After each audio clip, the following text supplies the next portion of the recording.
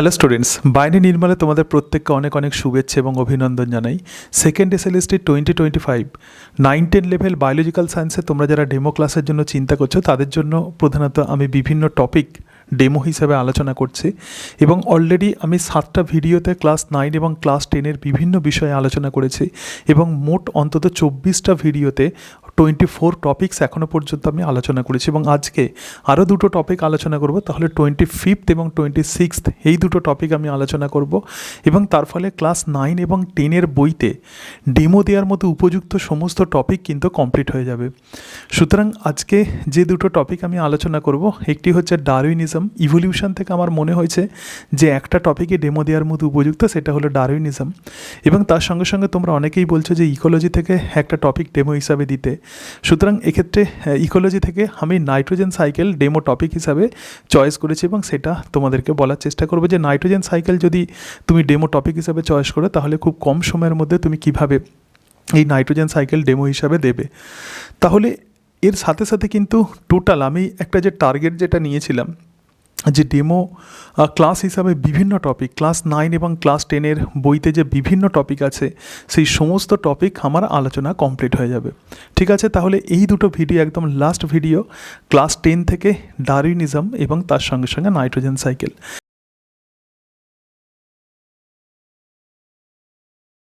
Good morning students, আগের দিন তোমাদের জৈব ভূ রাসায়নিক চক্র সম্পর্কে বলেছিলাম। পরিবেশের যে বিভিন্ন মৌলগুলো পরিবেশ থেকে জীবদেহ এবং জীবদেহ থেকে পরিবেশে ফিরে যায়, তো সেই যে চক্রাকার পদ্ধতি, তো তাকেই আমরা বলবো জৈব ভূ রাসায়নিক চক্র।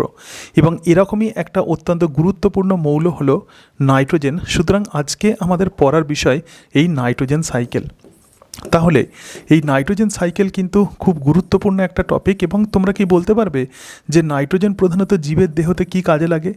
একদম সঠিক বলেছ, আমাদের যে ডিএনএ থেকে সেই ডিএনএর অত্যন্ত ইম্পর্ট্যান্ট একটা উপাদান কিন্তু নাইট্রোজেন এবং তার সঙ্গে সঙ্গে আমাদের যে প্রোটিন, তো প্রোটিনের একটা অত্যন্ত গুরুত্বপূর্ণ উপাদান নাইট্রোজেন। তাহলে প্রতিটা জীবের দেহেতে কিন্তু নাইট্রোজেন অত্যন্ত গুরুত্বপূর্ণ। সুতরাং এই পরিবেশের নাইট্রোজেন পরিবেশ থেকে জীবদেহতে যায় এবং জীবদেহ থেকে পরিবেশে ফিরে আসে। তাহলে নাইট্রোজেন সাইকেল প্রধানত কাকে বলবো? তাহলে যে চক্রাকার পদ্ধতিতে পরিবেশের নাইট্রোজেন, পরিবেশের নাইট্রোজেন এখানে জীবের দেহতে যায়, আবার জীব দেহ থেকে আবার এই নাইট্রোজেন পরিবেশে ফিরে যায়, তো তাকেই আমরা বলবো নাইট্রোজেন সাইকেল, রাইট?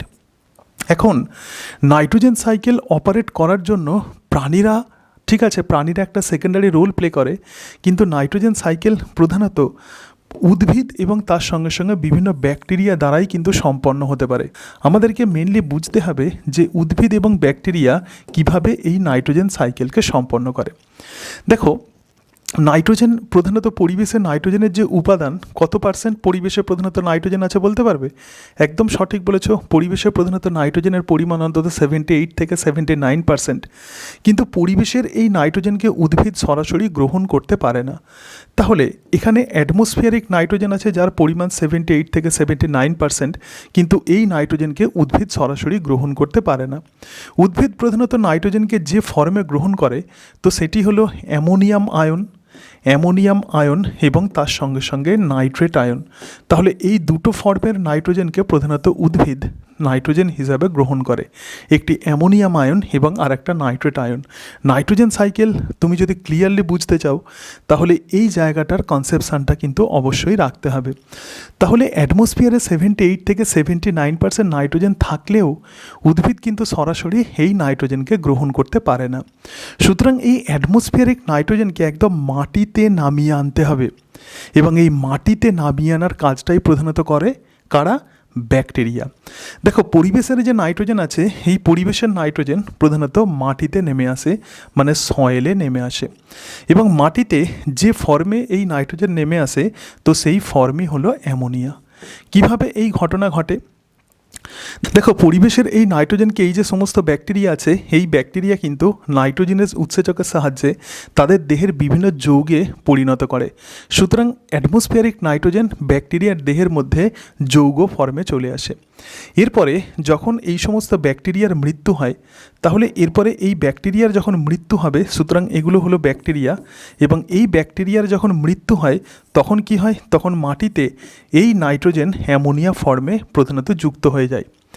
এখন এই যে পদ্ধতি অর্থাৎ পরিবেশের নাইট্রোজেন এই যে অ্যামোনিয়া ফর্মে মাটিতে চলে আসে, তো এই পদ্ধতিকেই আমরা বলবো নাইট্রোজেন সংবন্ধন। তো এই পদ্ধতিকেই কি বলা হয়? এই পদ্ধতিকেই বলা হয় নাইট্রোজেন সংবন্ধন। তাহলে নাইট্রোজেন সংবন্ধন বা নাইট্রোজেন ফিক্সেশনের জন্য প্রধানত দুই ধরনের ব্যাকটেরিয়া এক্ষেত্রে কাজ করে। এক রকমের ব্যাকটেরিয়া যেগুলো স্বাধীনজীবী, সুতরাং এখানে স্বাধীনজীবী ব্যাকটেরিয়া কাজ করে, এবং এই স্বাধীনজীবী যে সমস্ত ব্যাকটেরিয়া আছে যেমন অ্যাজোটোব্যাক্টার আছে এবং তার সঙ্গে সঙ্গে ক্লস্ট্রিডিয়াম আছে। অ্যাজোটোব্যাক্টার এবং ক্লস্ট্রিডিয়াম এরা প্রধানত স্বাধীনজীবী ব্যাকটেরিয়া। এবং আরও এক রকমের ব্যাকটেরিয়া আছে, তো তাকে আমরা বলবো মিথজীবী ব্যাকটেরিয়া। মিথজীবী ব্যাকটেরিয়া প্রধানত কারা? মিথজীবী ব্যাকটেরিয়া হচ্ছে প্রধানত লেগুমিনাস যে সমস্ত উদ্ভিদ আছে যেমন মটর, শিম, ছোলা ইত্যাদি, এই সমস্ত উদ্ভিদের মূলের অর্বুদে এই মিথজীবী ব্যাকটেরিয়াগুলো অবস্থান করে। এবং মিথজীবী ব্যাকটেরিয়া নাইট্রোজেনেস এনজাইমের সাহায্যে অ্যাটমসফিয়ারিক নাইট্রোজেনকে তাদের দেহের বিভিন্ন কম্পাউন্ড বা যৌগের মধ্যে নিয়ে চলে আসে, এবং তারপরে এই মিথজীবী ব্যাকটেরিয়ার যখন মৃত্যু হয় তখন মাটিতে প্রধানত অ্যামোনিয়া ফর্মে নাইট্রোজেন যুক্ত হয়ে যায়। তো এই মিথজীবী ব্যাকটেরিয়ার এক্সাম্পল হলো রাইজোবিয়াম। প্রচুর ইম্পর্ট্যান্ট, প্রচুর পরীক্ষাতে প্রশ্ন দেওয়া হয়। তাহলে স্বাধীনজীবী নাইট্রোজেন সংবন্ধনকারী ব্যাকটেরিয়া কোনগুলো? অ্যাজোটোব্যাক্টার এবং ক্লস্ট্রিডিয়াম, এবং মিথজীবী ব্যাকটেরিয়া প্রধানত রাইজোবিয়াম। এবার দেখো আমি কি বলেছিলাম? আমি এটাই বলেছিলাম যে পরিবেশের নাইট্রোজেন প্রধানত উদ্ভিদ কোন ফর্মের নাইট্রোজেনকে গ্রহণ করে? একদম সঠিক বলেছে, অ্যামোনিয়াম এবং নাইট্রেট। তাহলে এখানে আমি কি পেয়েছি? এখনও পর্যন্ত অ্যামোনিয়া পেয়েছি। এবার মাটিতে যে অ্যামোনিয়া চলে আসে, এই অ্যামোনিয়া এবার মাটির মধ্যে যে হাইড্রোজেন আয়ন থাকে, তো সেই হাইড্রোজেন আয়নের সঙ্গে যুক্ত হয়। তাহলে দেখো এক্ষেত্রে soil hydrogen ion H+ ion আছে এবং তার সঙ্গে যুক্ত হয়, এবং এর ফলে এরা কিন্তু অ্যামোনিয়াম আয়নে পরিণত হয়। তাহলে NH4+ পরিণত হয়। প্রধানত উদ্ভিদ এবং প্রাণী, তাহলে উদ্ভিদ আর প্রাণী তো পরিবেশে অবশ্যই থাকে।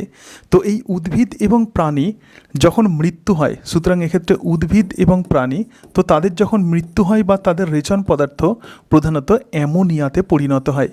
এবং এই উদ্ভিদ এবং প্রাণীর দেহ থেকে বিভিন্ন রকমের প্রোটিন বা বিভিন্ন যৌগ থেকে এই যে অ্যামোনিয়াতে পরিণত করছে নাইট্রোজেনকে, তো এই কাজে সাহায্য করে যে ব্যাকটেরিয়া, তো তাকে আমরা বলবো অ্যামোনিফাইং ব্যাকটেরিয়া। এবং এই যে প্রসেস, তো এই প্রসেসকে আমরা বলবো অ্যামোনিফিকেশন। তাহলে এই অ্যামোনিফাইং ব্যাকটেরিয়ার এক্সাম্পল কি? Bacillus mycoides. তাহলে এক্ষেত্রে যে ব্যাকটেরিয়া কাজ করে সেগুলো হলো ব্যাসিলাস, রাইট? আচ্ছা, এখন এই যে অ্যামোনিয়া যেটা তৈরি হয়েছে উদ্ভিদ এবং প্রাণীদেহ থেকে, সেটাও আবার মাটির H+ আয়নের সঙ্গে যুক্ত হয় এবং তার ফলে সেটা অ্যামোনিয়াম আয়নে পরিণত হয়। এরপরে এই যে অ্যামোনিয়াম আয়ন আছে, এই অ্যামোনিয়াম আয়ন প্রধানত নাইট্রাইটে পরিণত হয়। দেখো অ্যামোনিয়াম আয়ন এবার কিসে পরিণত হবে? অ্যামোনিয়াম আয়ন এবার নাইট্রাইটে পরিণত হবে।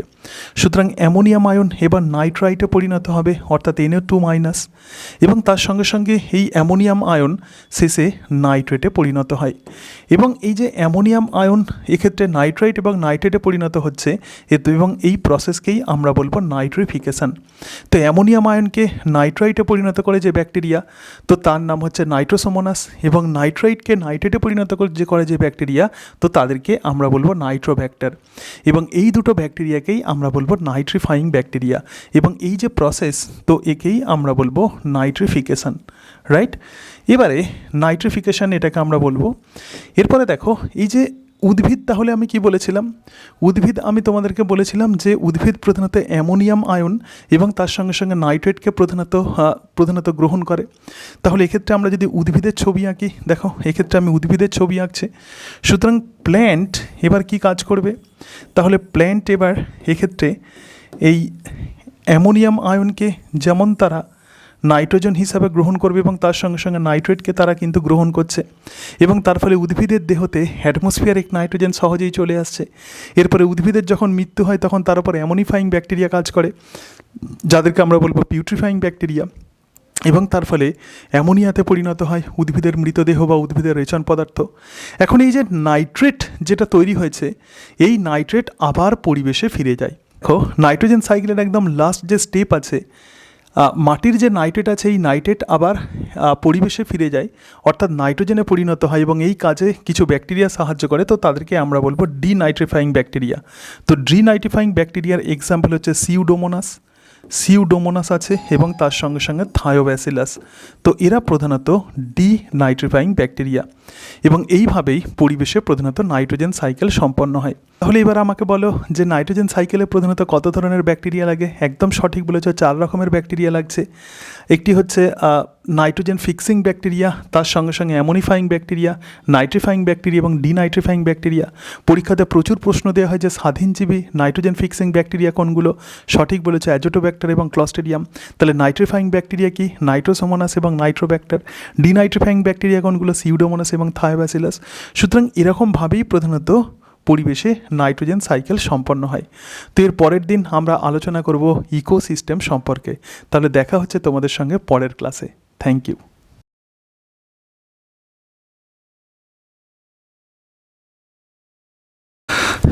এবারে আমি আরও একটা টপিক ডেমো দিয়ে তোমাদেরকে দেখাবো ইভলিউশন থেকে ডারউইনিজম। এবং আমার যেটা মনে হয় যে ইভলিউশনে কিন্তু ডেমো দেওয়ার মতো উপযুক্ত টপিক খুব বেশি নেই, কিন্তু ডারউইনিজম যেহেতু একটা ফেমাস টপিক, তো সেই জন্য ডারউইনিজমকে তুমি ডেমোর জন্য চয়েস করতে পারো। তো ডারউইনিজমে বিভিন্ন বিষয় লেখা আছে, খুব কম সময়ে কিভাবে সহজে ছবির সাহায্যে তোমরা ডারউইনিজম বা ডারউইনবাদ ব্যাখ্যা করবে, তো এই ভিডিওতে সেটাই আলোচনা করব। ঠিক আছে, তাহলে আমি শুরু করছি। গুড মর্নিং স্টুডেন্টস, আমরা বিবর্তন সম্পর্কে পড়ছিলাম। তোমরা কি বলতে পারবে বিবর্তন কাকে বলে? একদম সঠিক বলেছো, অতি মন্থর অথচ বিরতিহীন ক্রমপরিবর্তনের মধ্য দিয়ে সরলতম জীব থেকে জটিলতম জীবের যে উৎপত্তি হয়, তো তাকেই আমরা বলবো জৈব বিবর্তন। তাহলে আগের দিন আমি আর একটা বিষয় পড়েছিলাম ল্যামার্কিজম। সুতরাং বলো যে অর্জিত বৈশিষ্ট্যের বংশানুসরণ তত্ত্বের প্রবক্তাকে? একদম সঠিক বলেছ, Jean Baptist Monet the Lamarck. তো আজকে আমরা আরও একটা অত্যন্ত গুরুত্বপূর্ণ টপিক পড়ব এবং সেটি হলো ডারউইনিজম। ল্যামার্কের মতোই আরও একজন বিখ্যাত বিজ্ঞানী ছিলেন, তো তার নাম হচ্ছে ডারউইন। এবং ডারউইন যে তত্ত্ব দিয়েছিলেন, তো তাকেই আমরা বলবো ডারউইনবাদ। ব্যাখ্যা করেছেন যে প্রাকৃতিক নির্বাচনের মাধ্যমে কিভাবে পৃথিবীতে বিভিন্ন জীবের আবির্ভাব ঘটে। সুতরাং ডারউইনের যে মতবাদ, তো সেটাই হলো প্রাকৃতিক নির্বাচন মতবাদ। এক্ষেত্রে এই প্রাকৃতিক নির্বাচন মতবাদ বুঝতে গেলে আগে প্রথমে তোমাকে জানতে হবে যে প্রাকৃতিক নির্বাচন কাকে বলে। দেখো, পৃথিবীতে প্রধানত যে জীবগুলো থাকে, প্রত্যেকটা জীবের মধ্যে কিন্তু কোনো না কোনো বৈচিত্র্য দেখা যায়। ধরা যাক এরকম কিছু জীব আছে, এদের মধ্যে এরকম বৈচিত্র্য আছে। আবার এইভাবে কিছু জীব আছে, তো তাদের মধ্যে এই বৈচিত্র্য আছে, একটা সাদা আর একটা হচ্ছে ব্লু। এখন প্রকৃতি, ধরে নাও ডারউইন বলছেন যে প্রকৃতি কোনো একটা বৈশিষ্ট্যকে প্রধানত চয়েস করে এবং এটাকেই আমরা বলবো প্রাকৃতিক নির্বাচন। তাহলে এরাই প্রধানত বেঁচে থাকে। ঠিক আছে, তাহলে তিনি বলেছিলেন যে কোন জীব পৃথিবীতে বেঁচে থাকবে, তো সেই কথা বলার একমাত্র অধিকারী হলো প্রকৃতি। এবং এই যে ঘটনা, এই যে পৃথিবীতে বিভিন্ন রকমের বৈচিত্র্য দেখা যায় এবং তার ফলে যে সমস্ত বৈচিত্র্যগুলো প্রধানত প্রকৃতি মনে করে সেগুলো উপযুক্ত, তো তারাই পৃথিবীতে বেঁচে থাকে, সেই সব বৈচিত্র্যযুক্ত জীবেরা, বাকিরা পৃথিবী থেকে অবলুপ্ত হয়ে যায়। এবং এটাকেই বলা হয় প্রাকৃতিক নির্বাচন, বা এটাকে আমরা বলবো ন্যাচারাল সিলেকশন। তো ডারউইন এই প্রাকৃতিক নির্বাচন মতবাদ প্রকাশ করেছিলেন যে গ্রন্থে 1859 সালে তিনি সেই গ্রন্থ প্রকাশ করেছিলেন। সেই বইটার নাম হলো on the origin of species by means of natural selection. তার আগে 1831 থেকে 1839 সাল, এই কয়েক বছর তিনি HMS বিগল নামক একটা জাহাজে প্রশান্ত মহাসাগরের বিভিন্ন দ্বীপপুঞ্জ পর্যবেক্ষণ করেন। এবং এই প্রশান্ত মহাসাগরের যে বিভিন্ন দ্বীপপুঞ্জ পর্যবেক্ষণ করেছিলেন, তার মধ্যে অত্যন্ত গুরুত্বপূর্ণ একটা দ্বীপপুঞ্জ ছিল, তো তার নাম হচ্ছে গ্যালাপাগাস দ্বীপপুঞ্জ। এবং গ্যালাপাগাস দ্বীপপুঞ্জে কিন্তু এক রকমের পাখি ছিল, তো তাকে আমরা বলবো ফিঞ্চ। এবং সেই ফিঞ্চ পাখির জন্য ডারউইন যেহেতু এই পাখিগুলোকে স্টাডি করেছিলেন, তো সেই জন্য তাদেরকে ডারউইন ফিঞ্চও বলা হয়। তো যাই হোক, এই গ্যালাপাগাস দ্বীপপুঞ্জ প্লাস অন্যান্য যে বিভিন্ন দ্বীপপুঞ্জ পর্যবেক্ষণ করেন, সেখানে জীবের মধ্যে বিভিন্ন বৈচিত্র্য তিনি লক্ষ্য করেছিলেন। এবং তাতে অনুপ্রাণিত হয়ে 1859 সালে তিনি একটা বই লেখেন এবং সেই বইটার নাম হচ্ছে on the origin of species by means of natural selection. এবং এই বইতেই কিন্তু তিনি প্রাকৃতিক নির্বাচন মতবাদের কথা বলেছেন। ঠিক আছে, এখানেই কিন্তু তিনি প্রাকৃতিক নির্বাচনবাদ তিনি এই বইতেই প্রকাশ করেন। তো ডারউইনের এই তত্ত্ব বা প্রাকৃতিক নির্বাচন মতবাদ পর্যবেক্ষণলব্ধ তথ্য এবং তা থেকে গৃহীত সিদ্ধান্তের ওপর প্রতিষ্ঠিত। এবং এই ডারউইনের এই প্রাকৃতিক নির্বাচনকে আমরা যদি দুটো ভাগে ভাগ করতে পারি, একটি হচ্ছে পর্যবেক্ষণ, বা ডারউইনের তত্ত্বকে আমরা প্রধানত দুটো ভাগে ভাগ করব। একটি হলো পর্যবেক্ষণ এবং তার সঙ্গে সঙ্গে আরও একটা হলো সিদ্ধান্ত। যেটা বলছিলাম যে ডারউইনের তত্ত্ব প্রধানত পর্যবেক্ষণলব্ধ তথ্য এবং তা থেকে গৃহীত সিদ্ধান্তের ওপর প্রতিষ্ঠিত। এবং ডারউইন প্রধানত 5টি বিষয় পর্যবেক্ষণ করেন এবং সেখান থেকে তিনি 3টি বিষয় মানে 3টি তিনি সিদ্ধান্তে উপনীত হন। তাহলে ডারউইনের প্রাকৃতিক নির্বাচন মতবাদে কতগুলো পর্যবেক্ষণ থাকবে? 5টি পর্যবেক্ষণ এবং 3টি সিদ্ধান্ত। দেখো আমি পরপর লেখার চেষ্টা করছি। তো প্রথমেই পর্যবেক্ষণ 1, ডারউইন বলছেন যে পৃথিবীতে প্রধানত খাদ্য আর বাসস্থান সীমিত। এটা আমরা প্রত্যেকেই জানি, পৃথিবীতে খাদ্য আর বাসস্থান কি থাকে? খাদ্য আর বাসস্থান সীমিত, কারণ পৃথিবীর আকৃতি সীমিত। অথচ পৃথিবীতে জীবের সংখ্যা বৃদ্ধি পায় গুণোত্তর প্রগতিতে। তাহলে পর্যবেক্ষণ 2, পৃথিবীতে জীব গুণোত্তর প্রগতিতে বৃদ্ধি পায়। ঠিক আছে, গুণোত্তর প্রগতিতে জীবের প্রধানত বৃদ্ধি হয় এবং গুণোত্তর প্রগতিতে এই যে জীব বৃদ্ধি পাচ্ছে এবং তিনি এটা দেখলেন যে পর্যবেক্ষণ 3 যেটা, তো তিনি দেখলেন যে পপুলেশন সের মধ্যে কিন্তু একটা স্থিত অবস্থা বজায় রাখতে হবে। ঠিক আছে, তাহলে পপুলেশনে অবশ্যই একটা স্থিত অবস্থা বজায় রাখতে হবে। পপুলেশন কখনো নষ্ট হলে হবে না, স্থিতিশীলতা নষ্ট হলে হবে না, সুতরাং পপুলেশনের স্থিত অবস্থা বজায় রাখতে হবে। তো 5টা যে পর্যবেক্ষণ ছিল তার মধ্যে আমরা 3টে পর্যবেক্ষণ দেখলাম এবং এই 3টে পর্যবেক্ষণ থেকে ডারউইন একটা সিদ্ধান্তে এলেন এবং সেটি হলো প্রত্যেকটা জীব, তাহলে এক্ষেত্রে কনক্লুশন দেখো, প্রত্যেকটা জীব এক্ষেত্রে জীবন সংগ্রামে লিপ্ত হয়। তাহলে 3টে পর্যবেক্ষণ থেকে তিনি একটা সিদ্ধান্তে এলেন প্রত্যেকটা জীব প্রধানত জীবন সংগ্রামে লিপ্ত হয়। এবার দেখো চতুর্থ যে পর্যবেক্ষণ, তো এই যে পর্যবেক্ষণ এগুলোকে আমরা বলবো ইকোলজিক্যাল পর্যবেক্ষণ। ঠিক আছে, তাহলে এটাকে আমরা বলবো ইকোলজিক্যাল পর্যবেক্ষণ এবং এখান থেকে তিনি আরও 2টো পর্যবেক্ষণ করলেন এবং সেই পর্যবেক্ষণগুলোকে আমরা বলবো জেনেটিক্যাল পর্যবেক্ষণ। তোমাদের তো আমি জেনেটিক্স পড়িয়েছি, ঠিক আছে, সুতরাং এক্ষেত্রে যে পর্যবেক্ষণ হবে তো সেগুলো হচ্ছে জেনেটিক্যাল পর্যবেক্ষণ। তো জেনেটিক্যাল পর্যবেক্ষণ তিনি কি দেখলেন? এই যে জীবন সংগ্রাম হচ্ছে, জীবন সংগ্রামের ফলে প্রত্যেকটা জীবের মধ্যে বৈচিত্র্য দেখা যায়, যেটা দিয়ে তোমাদের প্রথমেই শুরু করলাম। প্রত্যেকটা জীবের মধ্যে বৈচিত্র্য দেখা যায় এবং এই বৈচিত্র্য প্রধানত অনুকূল বা প্রতিকূল ভেদ প্রতিটা জীবের মধ্যে দেখা যায়। অর্থাৎ পৃথিবীতে 2টো জীব কখনো একরকম হয় না এবং এই যে জীবের মধ্যে যে ভ্যারিয়েশন, তো তাকেই আমরা বলবো বৈচিত্র্য। এবং তিনি এটা পর্যবেক্ষণ করলেন যে অনুকূল ভেদগুলো বেঁচে থাকে পৃথিবীতে।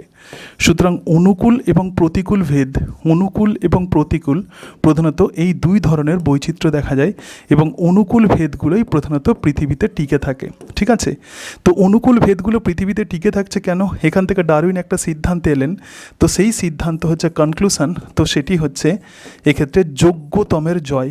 যদিও তিনি এই যোগ্যতমের জয় শব্দটা যদিও তিনি ব্যবহার করেননি, এটা ব্যবহার করেছিলেন হারবার্ট পেন্সার। ঠিক আছে, সুতরাং এক্ষেত্রে প্রত্যেকটা জীব, অনুকূল ভেদ সমন্বিত জীবেরাই প্রধানত জীবন সংগ্রামে জয়লাভ করে।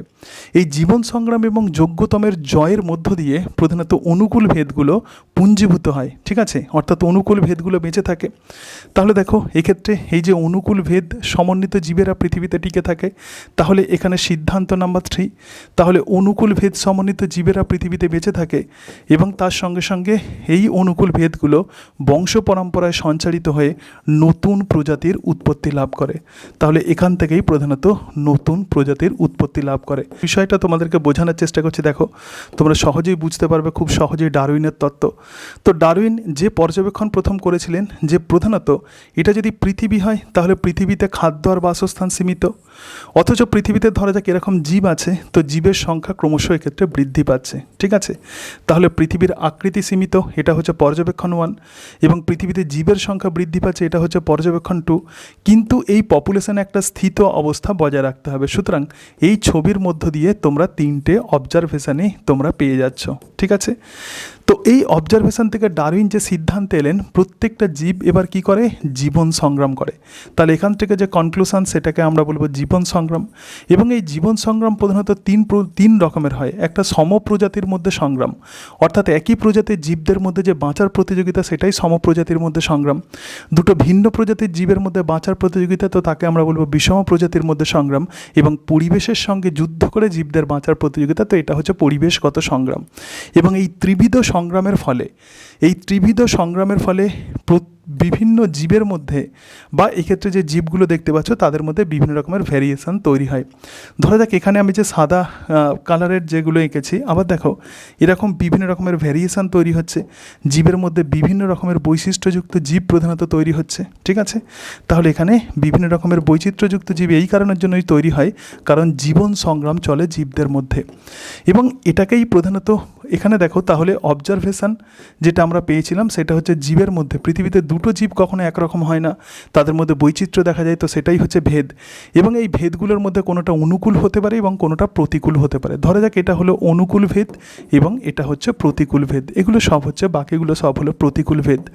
তাহলে প্রাকৃতিক নির্বাচন এটাই ঠিক করে দেয় যে অনুকূল ভেদগুলো প্রধানত জীবন সংগ্রামে জয়লাভ করবে এবং প্রতিকূল ভেদগুলো প্রধানত জীবন সংগ্রামে তারা হেরে যাবে। ঠিক আছে, তাহলে এক্ষেত্রে আমরা কি দেখছি, এক্ষেত্রে তাহলে দেখো অবজারভেশন এখানে আমরা 4-5 পেয়ে গেলাম। সুতরাং এখান থেকে তিনি যে সিদ্ধান্ত নিলেন তো সেটা হচ্ছে যে যোগ্যতমের জয়।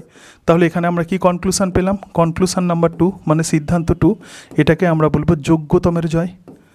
যোগ্যতমের জয়, যেটা যোগ্যতম হবে তারাই প্রধানত জয়লাভ করবে। তাহলে এক্ষেত্রে অনুকূল ভেদ কোনগুলো ছিল, এইগুলো ছিল।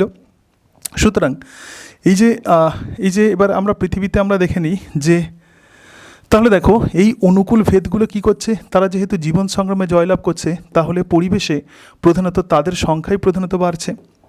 আচ্ছা, এখানে তাহলে দেখো অনুকূল ভেদ কোনগুলো ছিল, এইগুলো ছিল। তাহলে দেখো এদের সংখ্যা ক্রমশ এখানে বাড়ছে।